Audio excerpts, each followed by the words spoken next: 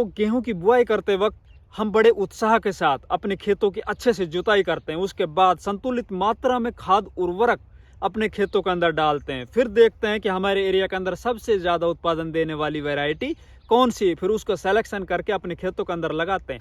लेकिन फिर भी कई बार क्या होता है कि हमारा जो उत्पादन है वो औसत दर्जे या फिर औसत दर्जे से भी कम होता है। आखिर क्यों? इन सब जानकारियों को लेकर हाजिर हूं दोस्तों। मैं इंद्रपाल यादव स्वागत करता हूं आपका अपने YouTube चैनल देश की जान हमारे किसान चैनल पर।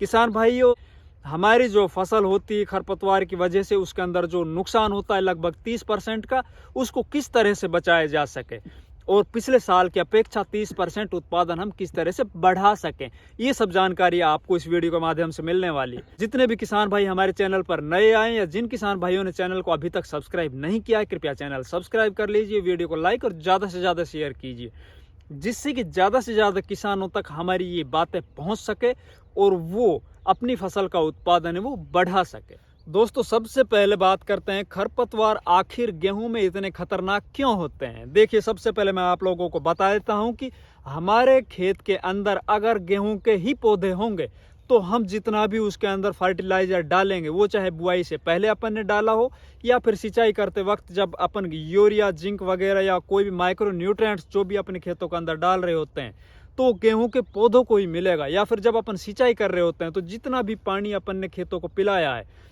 वो टोटल गेहूं के पौधों को ही मिल रहा होता है। अगर हमारे खेतों के अंदर खरपतवार होंगे तो समझ लीजिए कि जिस तरह से एक 10 फीट बाई 10 फीट एरिया में 100 पौधे गेहूं के हैं, उसके अंदर हमने 100 दाने यूरिया या DAP के डाले तो एक एक दाना एक एक पौधे के हिस्से में आ गया। अगर उसी 10 फीट बाई 10 फीट एरिया के अंदर 100 पौधे गेहूं के साथ 200 पौधे अलग से अनवांटेड खरपतवार हैं, तो हम जो 100 दाने डाल रहे हैं यूरिया और DAP के, तो समझ लीजिए उसके अंदर एक गेहूं के पौधे के पास मात्र 1/3 हिस्सा, मतलब जो 100 दाने हमने डाले हैं तो गेहूं के पौधों के पास मात्र 30 दाने आएंगे, बाकी 70 दाने जो थे वो खरपतवार ले जाएंगे। और दूसरी बात दोस्तों, इसकी भयावहता बताता हूं मैं। खरपतवार अगर हमने एक साल छोड़ दिया अपने खेतों के अंदर तो एक दाना खरपतवार का लाखों की संख्या में नए खरपतवार को जन्म दे देता है। तो दोस्तों, इसको सही समय पर समय रहते कंट्रोल करना, मतलब अपने खेत के अंदर अपना उत्पादन बढ़ाना। दूसरा दोस्तों, अपने खेतों के अंदर जो लागत लगती है उसको भी अपन कहीं ना कहीं कम कर रहे होते हैं। हाँ, तो दोस्तों अब बात करते हैं गेहूं फसल के अंदर विशेषतः पाए जाने वाले खरपतवार। इनके अंदर 2 तरह के खरपतवार पाए जाते हैं। एक तो चौड़ी पत्ती के खरपतवार, जैसे कि कहीं पे बथुआ पाया जाता है, कहीं जंगली पालक पाया जाता है, कहीं पे चटरी मटरी, कृष्णा नील, मकोय, इस टाइप के खरपतवार पाए जाते हैं। वो अलग अलग एरिया के अंदर अलग अलग नामों से भी इनको जाना जाता है। वहीं पे दूसरी तरफ सकरी पत्ती के खरपतवार, जैसे कि गुल्ली डंडा, जिसको कहीं कहीं पर मंडूसी बोला जाता है, जंगली जई, प्याजी, इस टाइप के खरपतवार पाए जाते हैं। तो दोस्तों, हमारे पास आज के इस समय के अंदर दोनों तरह के खरपतवारों को नियंत्रण करने के टेक्निकल हैं और आज आप लोगों को दोनों तरह के टेक्निकल बताए जाएंगे। अगर आपके खेतों के अंदर चौड़ी पत्ती के खरपतवार हैं तो उसको किस तरह से नियंत्रण किया जाए, और सकरी पत्ती के खरपतवार है तो किस तरह से नियंत्रण किया जाए। वैसे अधिकतर खेतों के अंदर दोनों तरह के खरपतवार पाए जाते हैं, उनको एक ही स्प्रे में किस तरह से कंट्रोल किया जाए, ये सब जानकारी आज आप लोगों को इस वीडियो के माध्यम से मिलने जा रही है। तो सबसे पहले मैं आप लोगों को बताता हूँ कि इसके अंदर अपन को सावधानी कौन सी बरतनी है, क्योंकि अगर मैं इस समय पे आपको वो टेक्निकल बता देता हूं तो किसान भाई क्या करेंगे, टेक्निकल का नाम लिखते ही और वीडियो को छोड़कर चले जाएंगे। लेकिन दोस्तों, मैं आप लोगों को एक बार फिर दोबारा बता रहा हूं कि जितने भी खरपतवार नाशक आप लोगों को बताए जाएं उनका एक तो सही डोज अपने खेतों के अंदर यूज करनी है। दूसरा दोस्तों, खरपतवार नाशी का प्रयोग करते वक्त हमारे खेतों के अंदर नमी पर्याप्त मात्रा में होनी चाहिए। दूसरा दोस्तों, जब अपन पहली सिंचाई कर लेते हैं 25 से 35 दिन के बीच में, उस वक्त हमें ये खरपतवार नाशकों का प्रयोग करना है। साथ ही दोस्तों, विशेष ध्यान रखने वाली बात, अक्सर देखते हैं खरपतवार नाशी का प्रयोग करने के बाद हमारी फसल वो पीली पड़ जाती है। तो उसके अंदर क्या होता है, एक बार जब हम स्प्रे कर रहे होते हैं अपने खेतों के अंदर, तो या तो भूल की वजह से या फिर अनजाने में अपन क्या करते हैं कि दोबारा भी उसी जगह से अपन निकल के आ जाते हैं। खरपतवार नाशी का जब आप गेहूं के अंदर प्रयोग कर रहे हो, स्प्रे कर रहे हो, तो आप एक जगह पर एक बार ही स्प्रे कीजिए, दोबारा उस जगह पर आप स्प्रे मत कीजिए। अगर आप दोबारा उसी टाइम उस पर स्प्रे करोगे तो निश्चित तौर पर जो डोज है वो डबल हो जाएगी। आपका गेहूं के अंदर उत्पादन बढ़ने की बजाय घट जाएगा। आपकी जो फसल है वो पीली पड़ जाएगी, ग्रोथ उसकी रुक जाएगी। तो सबसे पहले बात करते हैं दोस्तों, जिन खेतों के अंदर चौड़ी पत्ती के खरपतवार हैं वो अपने खेतों के अंदर कौन सा टेक्निकल यूज करें जिससे कि सही समय रहते अपनी फसल के अंदर हम खरपतवारों से अपनी फसल को बचा पाएं। तो दोस्तों, जिन भी किसान भाइयों ने पहली सिंचाई कर चुके हैं, 25 से 35 दिन के गेहूं की अवस्था हो चुकी है, और उन किसान भाइयों को खेतों के अंदर सिर्फ चौड़ी पत्ती के खरपतवार है, जैसे कि बथुआ है, जंगली पालक है, चटरी मटरी, इस टाइप के खरपतवार हैं, वो मैट सल्फ्यूरोन मिथाइल 20 WP जो बाजार में काफ़ी नामों से मिलते हैं, देखोगे तो आप लोगों को बहुत से नामों से, अलग अलग नामों से वो मिल जाएंगे।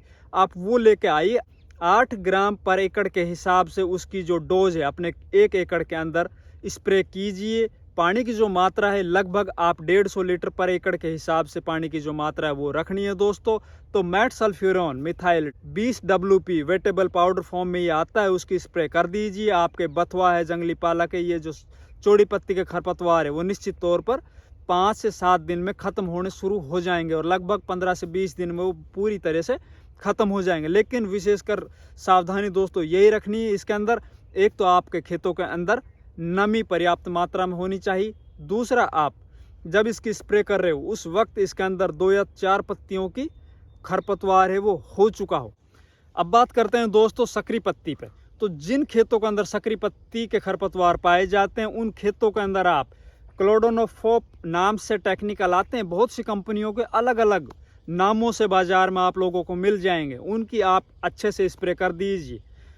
आप लोगों को मैं एक बार फिर बता रहा हूँ, खेत के अंदर पर्याप्त मात्रा में नमी होनी चाहिए। कंपनी जो रेकमेंड करती है डोज, आप उस डोज से ज़्यादा अपने खेतों के अंदर यूज ना करें।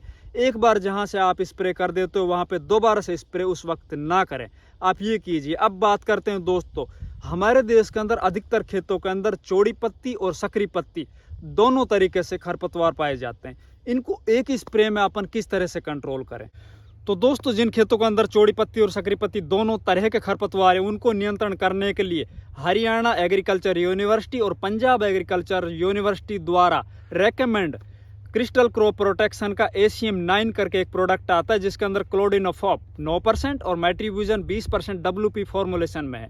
इसको आप लाइए 240 ग्राम पर एकड़ के हिसाब से और अपने खेतों के अंदर स्प्रे कर दीजिए। स्प्रे करते वक्त आप लोगों को विशेष ध्यान ये रखना है कि हमारे खेतों के अंदर पर्याप्त नमी हो। स्प्रे तभी करना है जब आप 25 से 35 दिन के बीच में आप अपने खेत के अंदर पहले सिंचाई कर चुके हो और आपके खेतों के अंदर अच्छे से नमी हो। साथ ही दोस्तों, दूसरी जो अवस्था होती है इसके अंदर खरपतवारों की, तो 2 से 4 पत्तों की अवस्था खरपतवारों की होनी चाहिए जब अपन इसकी स्प्रे कर रहे होते हैं।